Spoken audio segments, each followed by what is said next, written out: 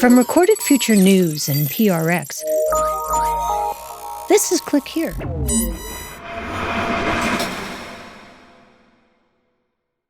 On the internet, trust is often just performance. A profile picture, a username, a message that sounds believable enough. And most of the time, the people doing the deceiving are criminals. But every once in a while, the people pretending to be someone else are the police. A few years ago, Dutch investigators launched an undercover operation inside the dark web. And at first, it looked like a normal takedown. But then something strange happened. Instead of shutting the site down, they stayed. From recorded future news and PRX, this is Click Here, a show about the people making and breaking our digital world. I'm Dina Temple-Raston.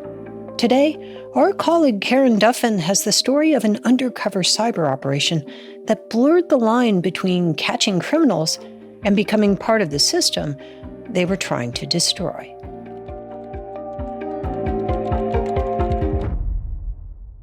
That's right after the break. Stay with us.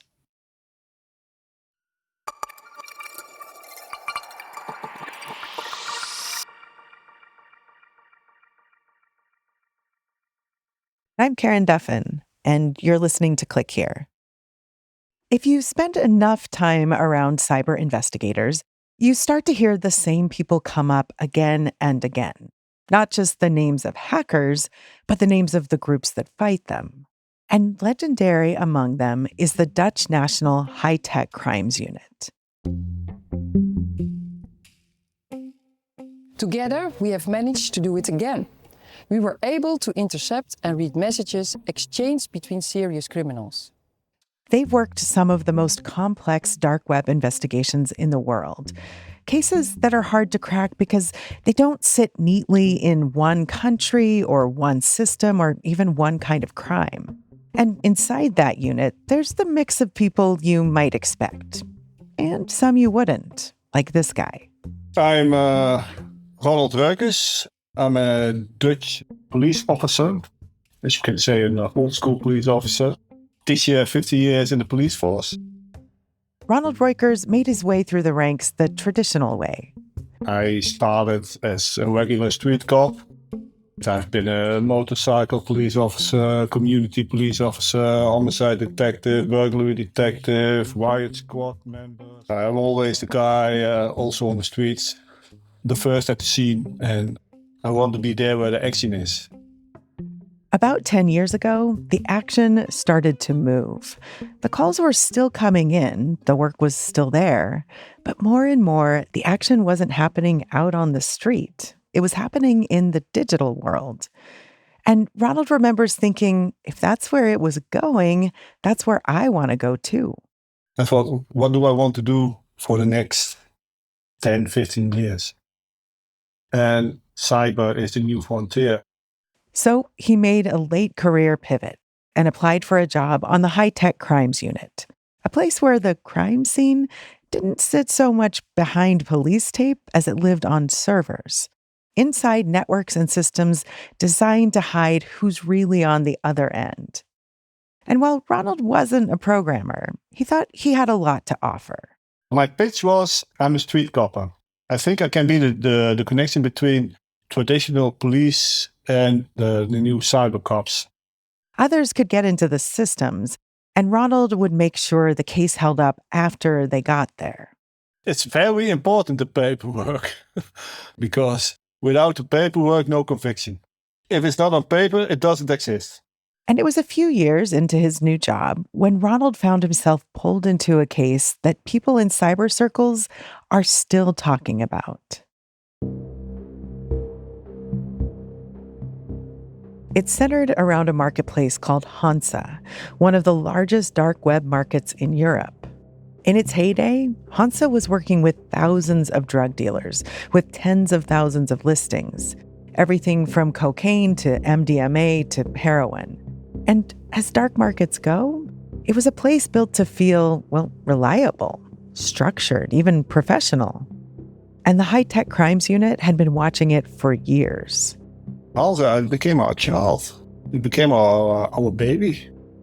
And like most markets on the dark web, it wasn't supposed to be easy to find, and it definitely wasn't supposed to be easy to shut down.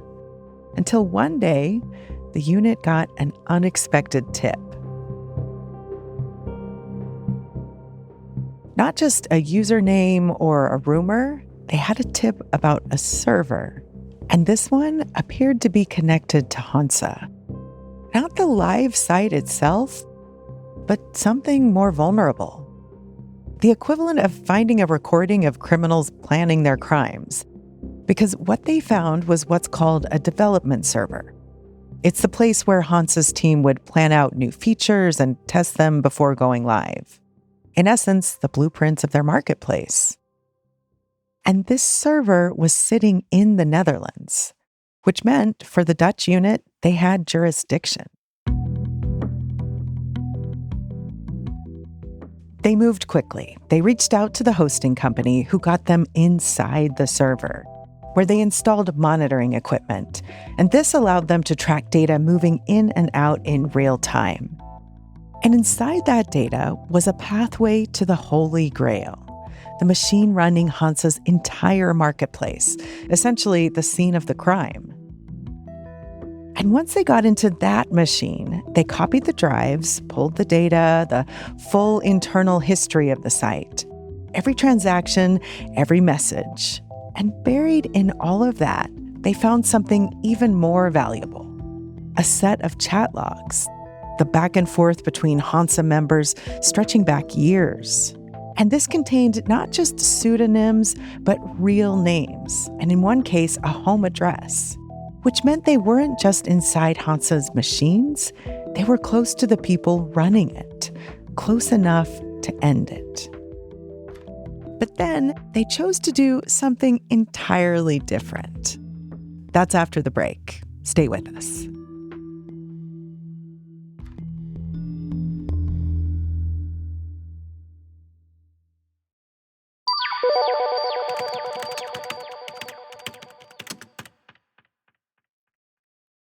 Welcome back. I'm Karen Duffin, and this is Click Here.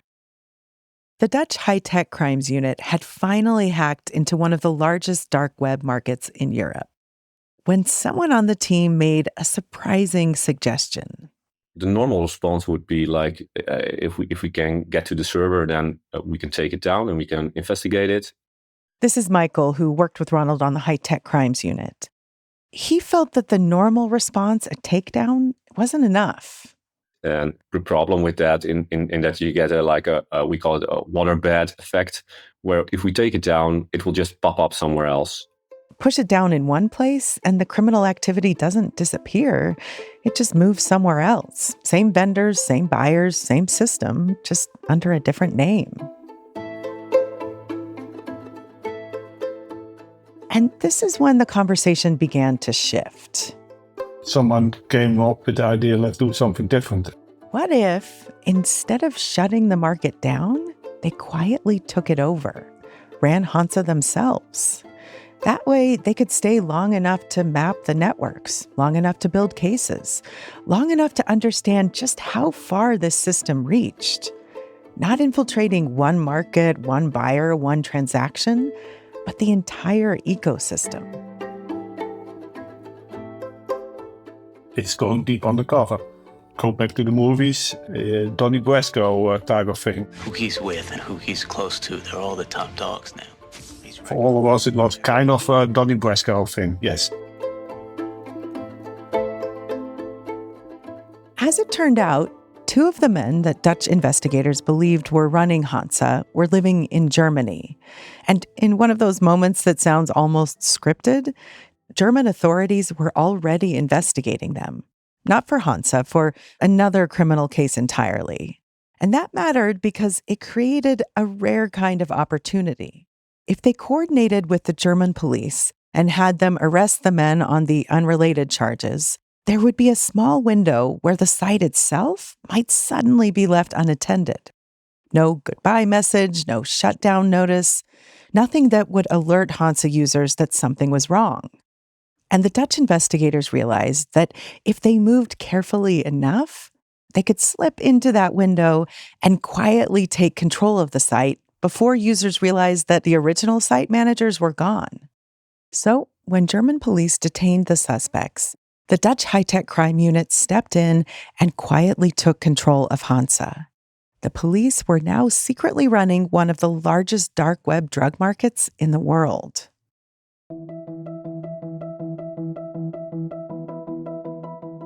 I was excited. Yes, let's do it. Everybody was a bit stoked about it. If you were logging into Hansa that day, you wouldn't have noticed anything at all. The login page looked the same, the listings were still there, messages kept moving through the system, exactly like they had before. Nobody noticed the police had taken over Hansa market. We had full control at that moment. On the surface, it was business as usual. But that was just the beginning, because taking over the market was one thing, keeping it believable required something else entirely. Because people were logging in, orders were moving, and when things went wrong, as they often did, someone had to respond. Lots of time users, buyers and vendors do not agree upon their deal. And then as a market, you have to decide who's right. So a lot of time goes into that. So they did the work. They answered messages, resolved disputes, kept vendors from walking away and buyers from losing trust. And ironically, the better they did it, the more this criminal system held together. This is Sander, one of the members of the unit. We definitely felt that we were running the market better than they were. The more smoothly things ran, the more activity flowed through the site. More transactions, more conversations, and that all meant more chances to understand how it all worked from the inside. And once they were in that position, they could do small things that looked like routine maintenance, but were actually traps. Like say, oops, I'm so sorry, but your account information got deleted accidentally. Could you upload it again into this little Excel document? Because it's a Microsoft Excel document that gives you more opportunities to hide a beacon inside. And by doing so, we could see the IP address of the computer that downloaded this pixel. And each interaction revealed a little more, a location, a device, a network. And all the while, the market kept running, which meant something else was happening at the same time. Trust was growing, not because the system was secure, but because it appeared to be. And then the operation got bigger. Another major dark web marketplace, something called Alphabay, went down. And suddenly, thousands of users were looking for a new place to go, and many of them landed on Hansa. Traffic surged, new accounts poured in, and for a brief moment, the investigators weren't just watching one marketplace. They were watching a much larger piece of the dark web economy from the inside. They kept it going as long as they could, until finally they had enough evidence, and they flipped the switch. They shut Hansa down. When users tried to log in after that, they didn't find listings or even a login screen. They found a message. The site had been seized, it said, and had been under law enforcement control for weeks. A bait, and then a quiet switch, revealed all at once. Sander again. After the Hansa takedown, many of these vendors were so scared that they were compromised, that their identity was leaked, that they started a completely new identity on the remaining markets. And that may have been the real impact. Not the arrests, not the money, but the doubt. Because on the dark web, everything depends on a kind of shared fiction, that the person on the other side of the screen is who they say they are.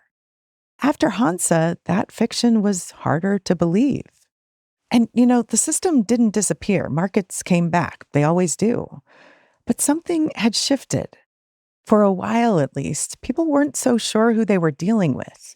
And that uncertainty may make people just a little more reticent to participate in these marketplaces. And that's where this kind of bait and switch lands differently. Because most of the time, deception online works against you. It pulls you in, hides what really is happening, reveals itself too late. But in this case, the deception ran the other way. It gave investigators a way in. and it let them stay there just long enough to turn the system on itself.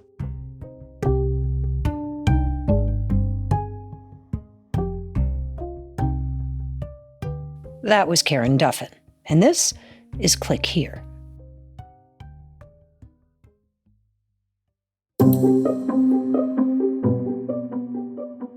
Click Here is a production of Recorded Future News and PRX.